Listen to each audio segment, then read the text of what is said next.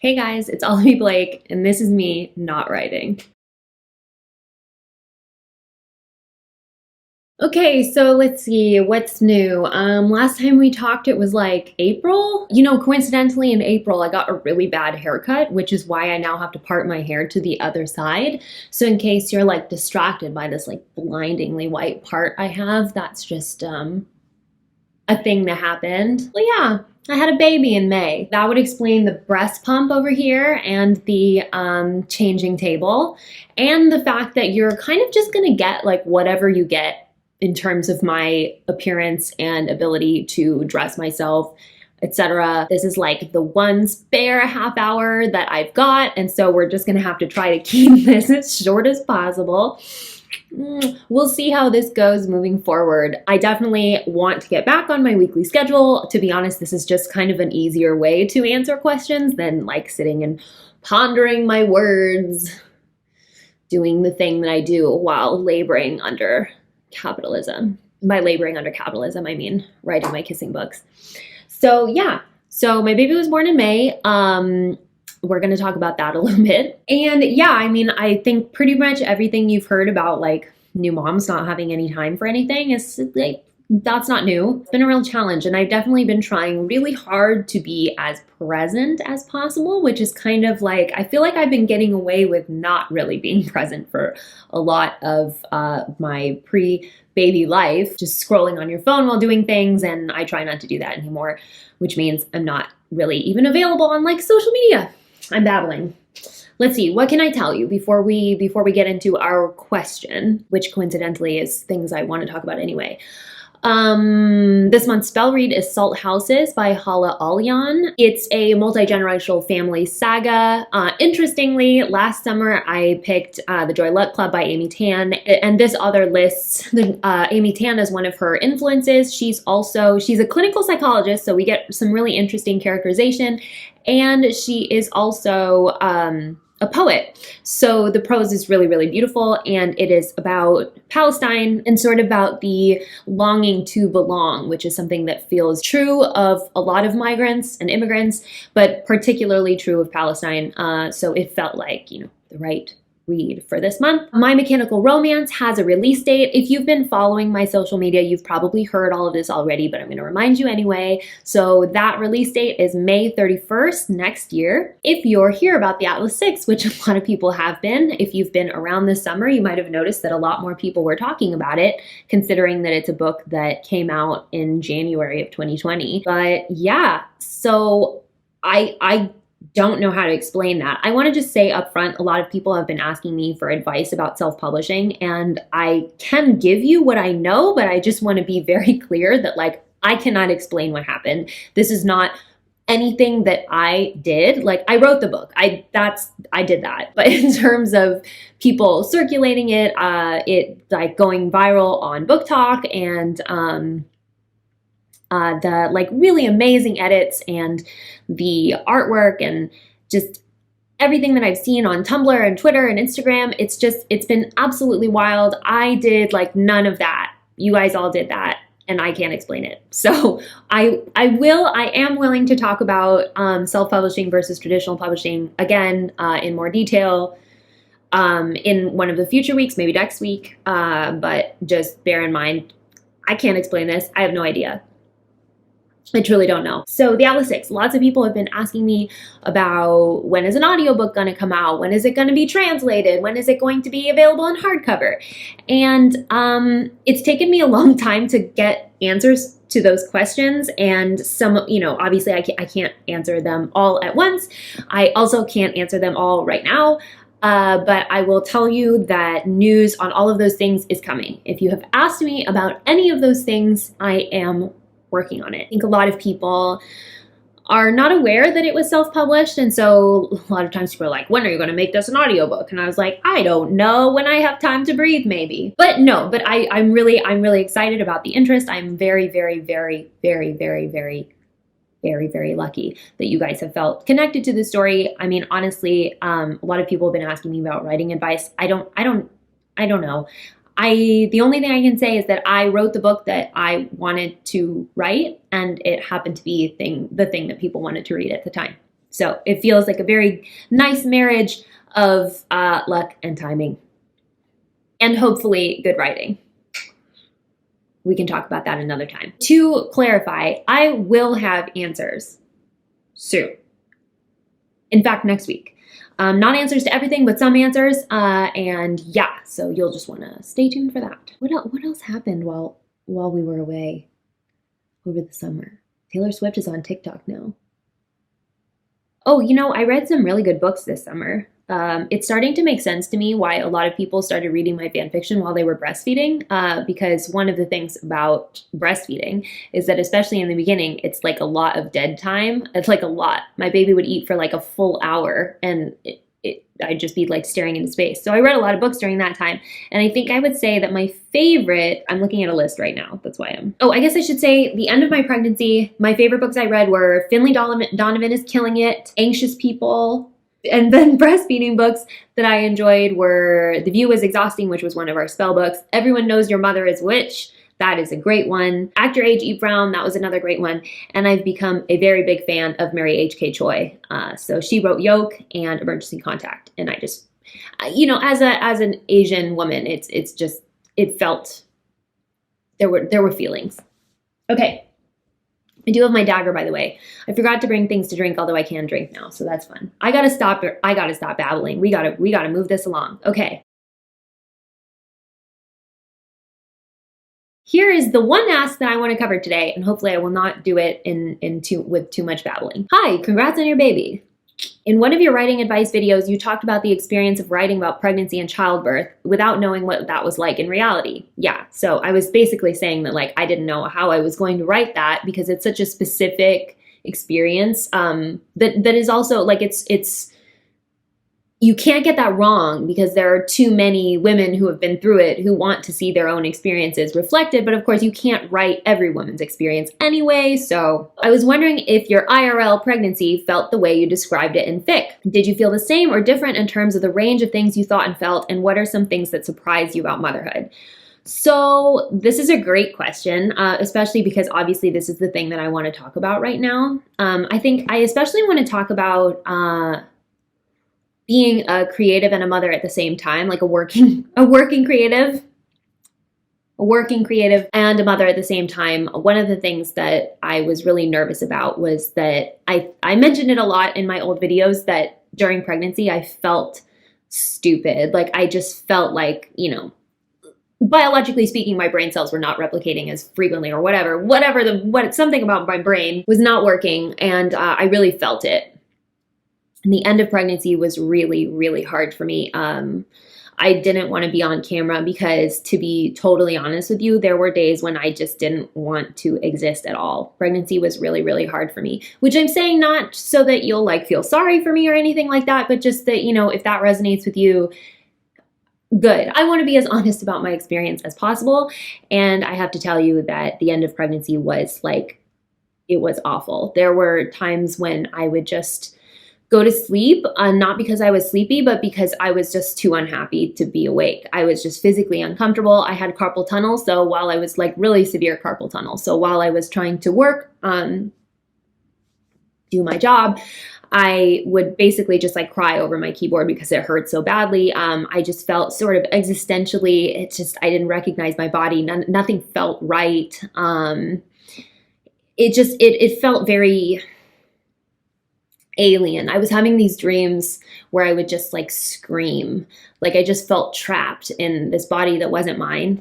I gained 50 pounds, which, it wasn't problematic. The doctor was no, it's fine. I guess you're just hungry. So you just have to do this.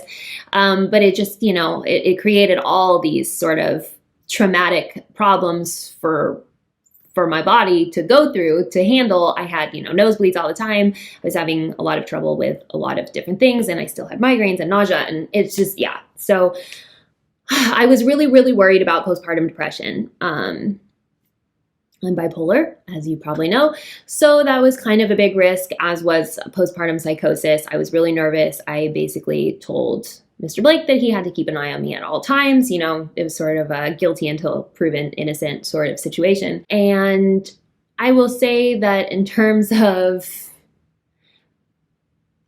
I've gotten criticism about the way I've written delivery in the past, but I had to say that I was 100% correct. I mean, I have always, when writing baby delivering, have always sort of made the process a lot faster. I knew that labor took a long time, but who wants to read about labor taking a long time? You know, like that's not the kind of stuff I write. My labor, my water broke, like burst, one of those like, which is not that common, I learned. Not that common for that to happen. But yeah, my water broke before my contractions were really starting in earnest. So I was in labor for like 2 days before they sped it up. I ended up getting an epidural. I wasn't planning on getting an epidural. I didn't know if I would need one. And then I got one just because I was like, I'm just gonna be sitting in this bed for like how long? And it's like really hard to get up and go to the bathroom. Okay, forget it. Numb me up then. And as soon as I got my epidural, then I started dilating much faster and went into labor much faster. But then once it was time to push, which is an activity that they say takes like 30 minutes to an hour, my baby's head was tilted to the side and they couldn't straighten it out. So I was pushing for 4 hours. And if you don't know what that means, good. Don't worry about it. And if you do know what that means, you know how exhausting and awful it was. I had a 3rd-degree tear. I'm not going to go into detail. I kind of want to though, because this is the thing that people don't talk about, right? Like, why am I covering this up? I had a 3rd-degree perineal tear.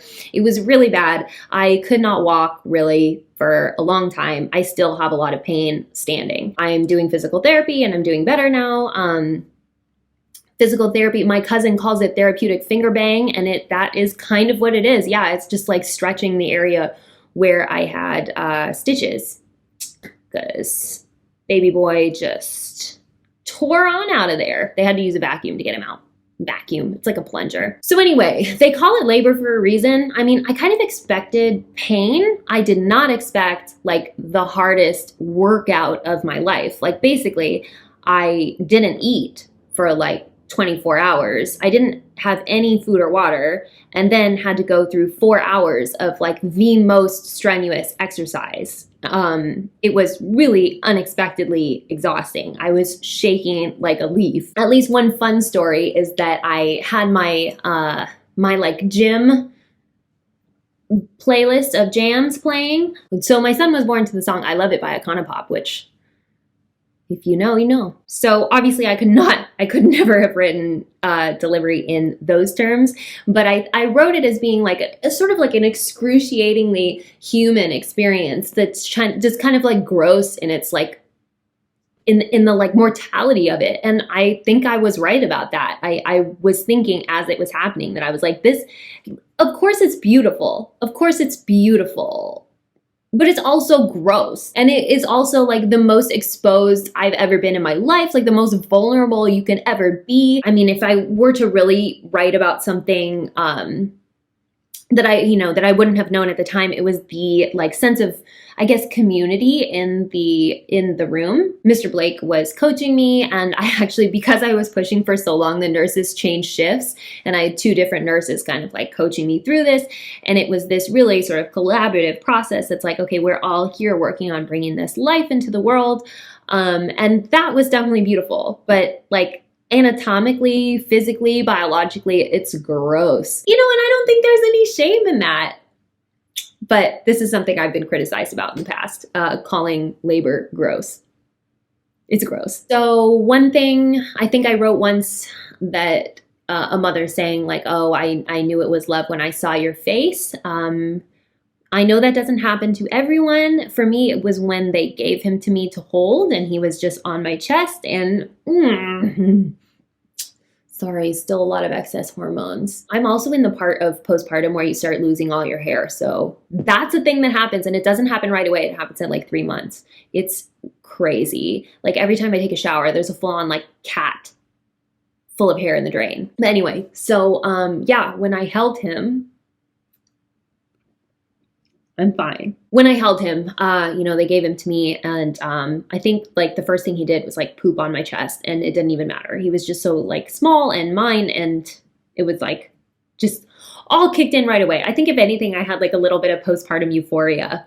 I hadn't slept since my water broke. My water did break while I was taking a nap, so that was interesting. But I hadn't slept since then. So yeah, and then I got home and I think I was going on like day 3 of no sleep. And I just didn't want to sleep because I didn't want to miss anything. Until at some point I was like, did you guys feel that earthquake? And everyone was like, you got to go to bed. You got to sleep. Things that surprised me about motherhood. Okay, so breastfeeding is like really hard. It's really, really painful at first. I think that a lot of people essentially, like, I know there's a lot of like shame if you don't breastfeed and stuff, but then there's also a lot of judgment about breastfeeding. There's so much judgment about the way you choose to be a mother. And, you know, I'm not going to get into any of that, but I will say that I told myself, thinking that I was going to hate breastfeeding, I got to do it for at least 6 months. You know, I could do anything for 6 months is what I told myself. Like 9 months was a terrible amount of time. I could do pretty much anything for 6 months. So I was like, okay, no matter how much I hate it, I'm going to try to make sure that he gets all the, you know, that in 6 months is like the minimum for passing on like immunity and whatnot. And, you know, with COVID and everything, I had the COVID vaccine. I told myself 6 months. It was so hard. I cried every time I breastfed. He's what's called, oh my gosh, there's different like nursing attachment styles. You'd think there's like many ways that a child could nurse, but no, there's like only 5. And he is called like an ineffectual nurser or something. It's where he just like is so amped to be eating that he can't stay latched, and then he gets super mad and like screams. So he used to wrestle with me at every feeding. It hurt so bad, so bad. I had to have help from a lactation consultant, which is actually very common. I did it over Zoom and she was like, all right, show me your nipple. And I was like, okay, I guess here it is. And she was like, oh, it's flat. Okay. The other one was inverted. So, but now I will say I love breastfeeding, and I am dreading the day that he doesn't breastfeed anymore. I think because he's very like tactile. He is always like petting me while he eats. He's always holding my hand.